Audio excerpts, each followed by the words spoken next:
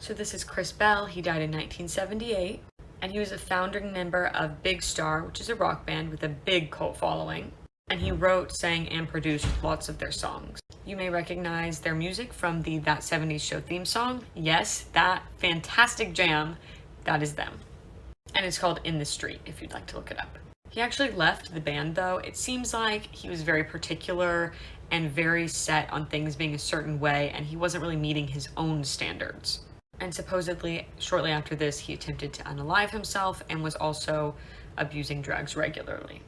He also became very religious, although it is thought that that may have been more of an internal struggle. A lot of people think he may have been gay and really battling with that internally.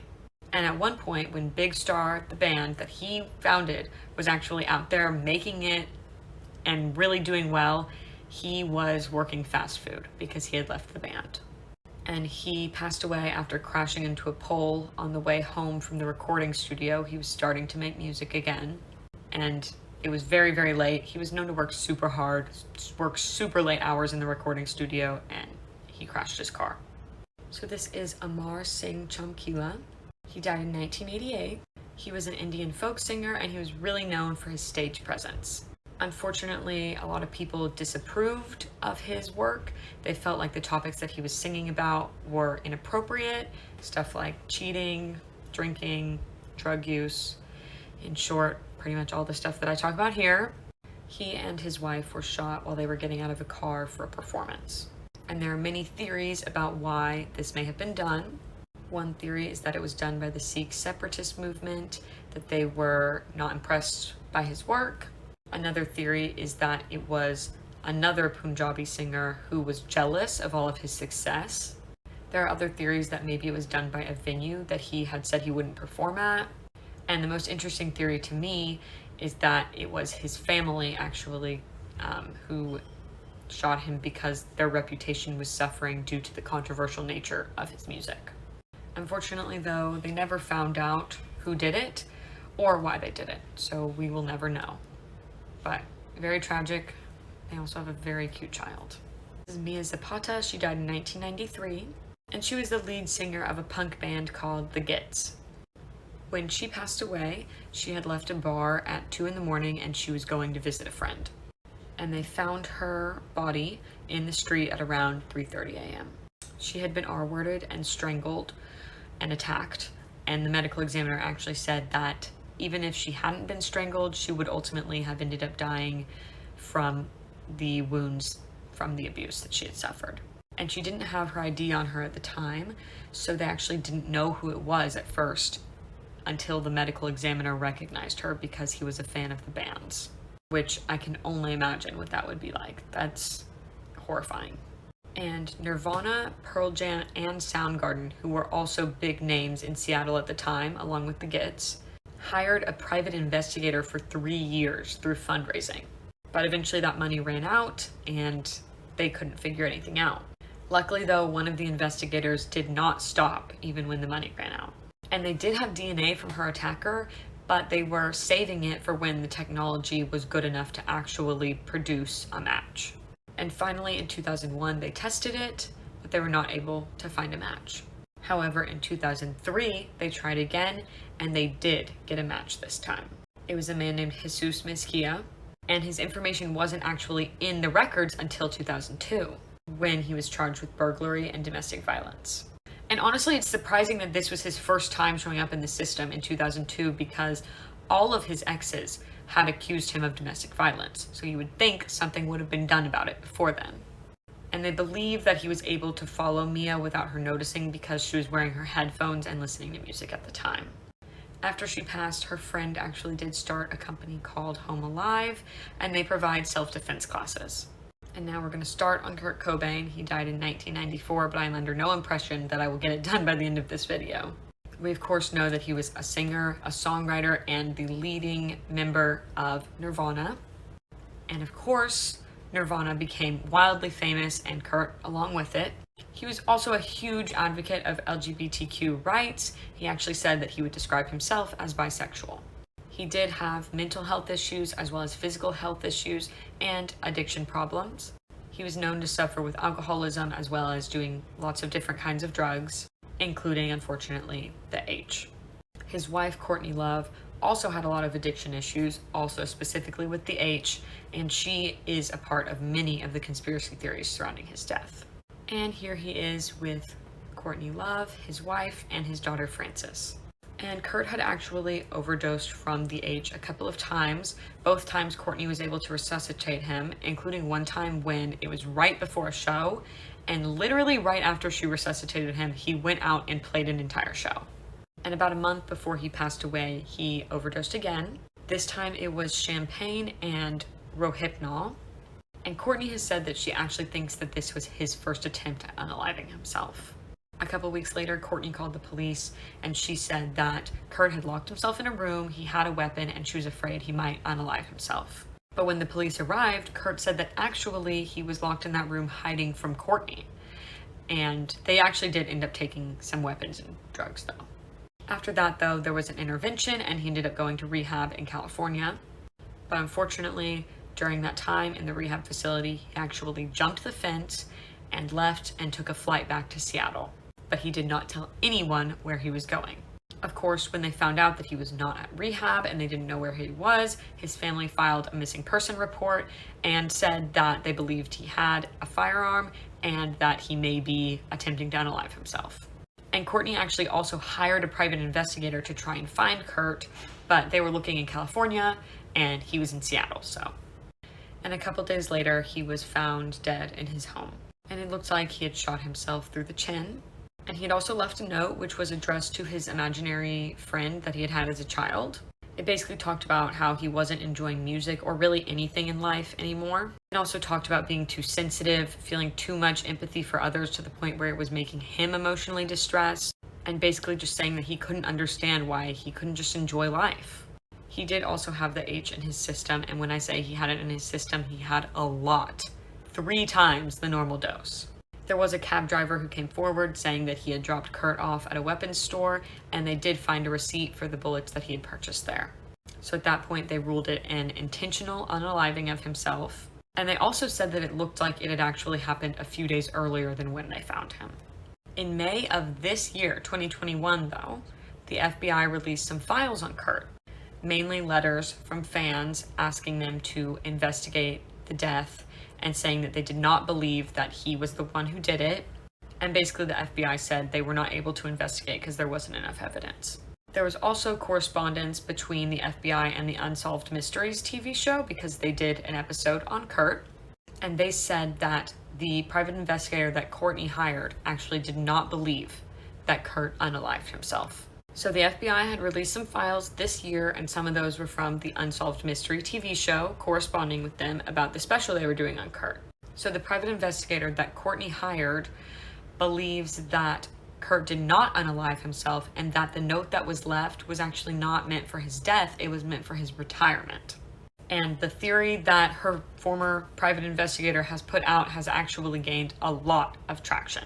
So this theory starts with the fact that Kurt and Courtney's lawyer said that he asked her to remove Courtney from the will, and Courtney asked her to find her a divorce lawyer. They also believe that the missing persons report that was filed on Kurt by his mom when he left rehab was actually not his mom, it was Courtney filing under his mother's name.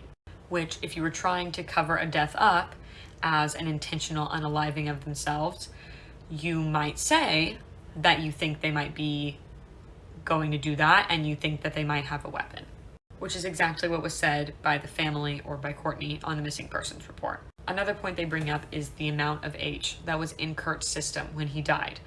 Apparently it was 3 times the lethal dose. So they don't believe that he would have had time to unalive himself with a weapon. If he had just taken 3 times the lethal dose of H, he would have just immediately overdosed. And he certainly wouldn't be able to operate a firearm. And Eldon Hoke, another musician around that time, said that Courtney had actually offered him money to unalive Kurt, and he had declined.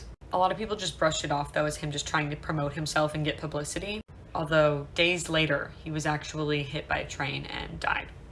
I will say, though, that Kurt's mother, the police, his bandmates, his manager, all believe that it was not done by anyone other than himself, particularly because the note that he left does not change in handwriting. The bottom portion and the top portion are exactly the same handwriting. The top portion seems more like it could be for retirement. The bottom portion makes it very clear what he was about to do. And there are multiple things that you can watch on Kurt. The movie Soaked in Bleach is one with the private investigator, and Unsolved Mysteries has a special on him, as I mentioned before. He was inducted into the Rock and Roll Hall of Fame, of course, and he is widely loved, respected, and cherished to this day. And I think ultimately all of the speculation just comes out of love for him. And if y'all want me to do an entire series on Kurt and Courtney, I definitely can do that. Just let me know, because I've really just scratched the surface here, honestly. So this is Kristen Pfaff, and she died in 1994 also. She was a bass guitar player for the rock band Hole, and guess who was the lead singer of that band? Courtney Love, Kurt's wife. She was, of course, friends with Kurt through Courtney, and also through the fact that she was also part of the H drug culture in Seattle at the time. She actually left Seattle though and went back to Minnesota, where she was from, to go to rehab. And then she did a tour with her former band that was called Janitor Joe. And after that tour, she made the decision that she wanted to leave Seattle and the band Hole for good and go back to Minnesota. So she went back to Seattle to get her stuff and to move. And she was found the next day by the friend who was going with her on that move. And she had overdosed on the H. And it could be that she possibly overestimated the extent to which her tolerance had gone down and gave herself the same dosage that she had had before, and that was just way too much. That could have led to it. But it is interesting that she too was friends with Courtney Love. And I think a lot of people wonder about, did her leaving the band piss Courtney off? Did she maybe know something about Kurt's death? And could the overdose have been intentional? But those are all answers that we will never get. And next we're going to talk about Richie Edwards. He died in 1995. He was the guitarist for Manic Street Preachers, and he also wrote many of their songs. And he did suffer from depression and alcoholism, and also had issues with self-harm. And he actually went missing, so it's actually unknown if he is truly dead or not. So on the day he disappeared, he checked out of his hotel room, and he took his passport and his wallet with him, but he left his suitcase in the hotel room after checking out, as well as a package. And that package was addressed to his recently ex-girlfriend, and it was basically a box of possessions of his, and it said, "I love you." After that, we know he went to his apartment and he left his passport there. A couple weeks later, a fan reported seeing him in a passport office in another town and talking to him. And then a taxi driver reported that he actually drove him around after that, mostly around his hometown, and then dropped him off at a gas station. And a couple weeks later, his car was discovered at that same gas station. It looked like he had been living in it, but it had been abandoned. And the gas station that his car was abandoned at is actually right next to Severn Bridge, which is a known place that people jump off of to unalive themselves. So it was assumed that that's what happened, but his family and friends disagree. And the reason they disagree is mostly because during his career, he said multiple times that he would never unalive himself and that he would never even think about doing it. And there have been reported sightings of him all around the world since then, but it's unclear if they really are him. And his family did end up declaring him deceased in 2008, 13 years after he went missing. This is the rapper Stretch. He died in 1995. He was not only a rapper, he was also a producer, and he was a member of the group Live Squad. And later he became friends with Tupac and joined his group Thug Life. Before his death, at one point, Tupac was with him in a lobby when this group came up and tried to rob him. And they ended up shooting Tupac. And Tupac said that he was suspicious because Stretch didn't try to fight them or anything, and they didn't try to shoot Stretch. And Tupac thought that was odd because he was bigger, so he was the first obvious target.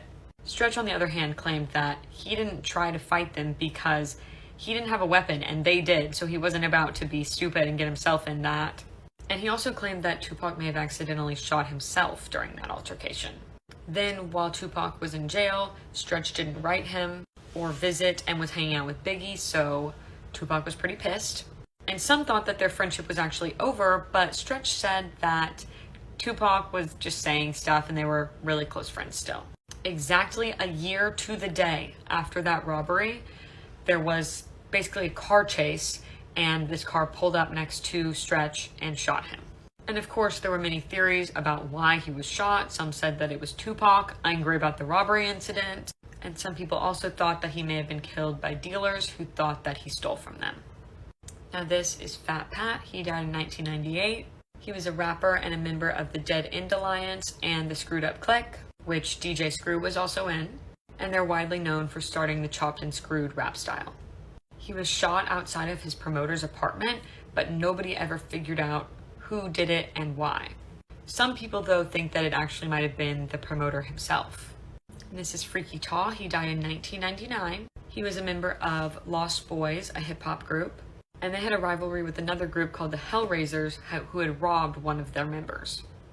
After that, a guy who was not a member of the Lost Boys but hung out with them shot down a guy who he thought was a member of the Hellraisers but was not. And the victim of that shooting's half-brother, Kelvin Jones, was then super angry and was seeking revenge. Unfortunately, he couldn't find the guy who had shot his half-brother, but instead he went looking for the Lost Boys because he knew that that guy had been friends with them.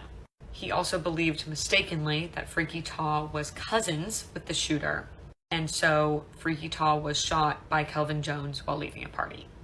And this one makes me particularly sad because I feel like it was particularly preventable. A lot of it was just not knowing who was who. So this is Valentin Elizalde. He died in 2006. He was a singer of regional Mexican music, and he was known particularly for writing songs about drug lords and drug gangs. He was shot after leaving a concert by a member of the drug gang Los Zetas, who he had actually written a song about that was not favorable. That's why they were mad and shot him. And this is Amy Winehouse. As I'm sure many of you know, she died in 2011. She was a British singer and songwriter. She was obviously very famous, and she dated and married a man named Blake Fielder Civil.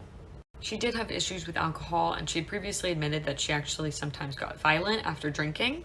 And she and her husband were both seen looking like they had beaten each other up multiple times, but they always denied the domestic violence allegations. She also had said that she struggled with depression and an eating disorder, but she never actually got any help for her mental health issues because she didn't want it to take away from her talent or her creativity. She also did drugs. Her and her husband together did them, and he actually introduced her to crack and to the H. He also claimed that they would self-harm when they were going through withdrawals together. And of course, their families were both very clear about the fact that they were concerned, but it never helped anything. In 2007, Amy overdosed on the H, X, blow, K, and alcohol. And after that, she went to rehab, and her dad moved in with her. And she also ended up going to rehab in the beginning of 2008 as well. People did begin to see, though, that it looked like she was struggling again. They could almost always tell from her appearance and her behavior. Amy, though, actually ended up cheating on her husband, Blake, with Josh Bowman, and then they ended up getting divorced. And at the time, she said that she was no longer using and she was clean. The day before she passed away, she met with a doctor and she admitted that she was drinking again, but said that she really wanted to stop. And according to her doctor, she had said, "I don't want to die." And they had started a plan to get her clean. And her bodyguard is the one who found her. And he said at first he actually thought she was sleeping, so he left and came back, and then she was in the same position, and that's when he realized she was gone. And according to the autopsy, she had a ton of alcohol in her system, so that was her cause of death, alcohol poisoning. But her brother actually said also that he thinks that her bulimia was a contributing factor because it deteriorated her so much health-wise. This is Anton Yelchin, and he died in 2016. He was an actor. He most famously played Chekhov in Star Trek. He is, of course, not a musician, as all the other people that I featured were, but he has a very interesting story, and he is one of the most recent deaths, so I'm going to talk about him. So essentially what happened was that he came home, parked his car at the top of his driveway, which was a slope. He walked down the slope to get his mail, and the car rolled backwards and pinned him to a pillar on his fence. And his car was actually a part of a group of cars that had recently been recalled because there had been a lot of reports of the cars rolling. And the really tragic part is that the repair actually came out the week that he died. And of course, just to keep this series not going on forever, I had to kind of pick and choose who I was going to talk about today. But this is a list of everybody else who is in the 27 Club as of today. And some other celebrities have spoken about the 27 Club, including Miley Cyrus. She said in an interview that she was inspired to go sober because she didn't want to have that fate. She didn't want to be a part of the 27 Club, and we've lost so many icons at that age, and inspired her to make a life change. And while she didn't stay sober permanently, she is regularly working on her sobriety and trying to live a healthy life. Lil Uzi Vert also had a conspiracy around him joining the 27 Club because he said in an interview that he wanted to leave Earth for Marilyn Manson when he was 27. And Marilyn Manson is still alive, but it is kind of a strange thing to say. And then he also told people that he was dropping only 2 more albums and then he was done. And some people took that to mean that maybe he was planning on passing away. But he said that's just not the case. And he later clarified that he meant that he wanted to take DMT at 27 and I guess leave Earth for Marilyn Manson. So as far as I know, he will not be joining the 27 Club. Of course, it is strange that all of these great musicians died at the same age, but we obviously need to remember that there are tons of musicians that live to a ripe old age. And studies were done on this, and they found that the most likely age for a musician to die at is 56, actually. But it was found that newer genres have younger death ages. But of course, that could just be because there aren't enough people in the pool of study for that genre yet. For example, rap and hip hop has the lowest death age, but it's a very new genre. The people who are going to offset the pool of data may not even have died yet, and they'll die at an old age. I hope that made sense what I was trying to say. So, of course, with Jimi Hendrix, Janis Joplin, Jim Morrison, and Brian Jones all dying in such a short time period and at the same age, there are some conspiracies about it. Of course, people think there might be a curse about 27, maybe something occult, or maybe that they knew something and people didn't want them to talk. If you believe in astrology, Saturn return starts around 27. And this is when Saturn is coming back to the place where it was in your birth chart when you were born. And it takes around 29 years, but some people say that it starts when Saturn enters the sign that it was at your birth. So it's anywhere from 27 to 30.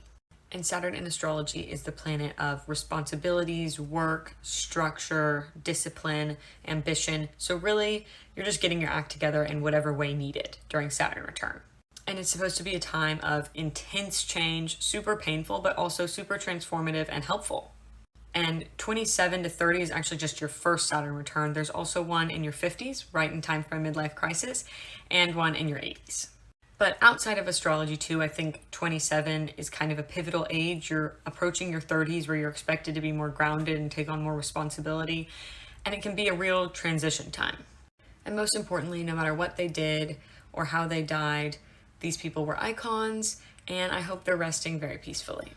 And thank y'all for watching this, and as always, if you have suggestions, comments, questions, whatever, feel free to put it in the comments as long as it's respectful. If you enjoyed this video, please leave a like, comment any additions you might have or any thoughts or opinions. I'd love to hear them, as well as any series suggestions or new video suggestions in general. And if you want to see more of me and more of my series, please consider subscribing, and I'll see you next week with another one.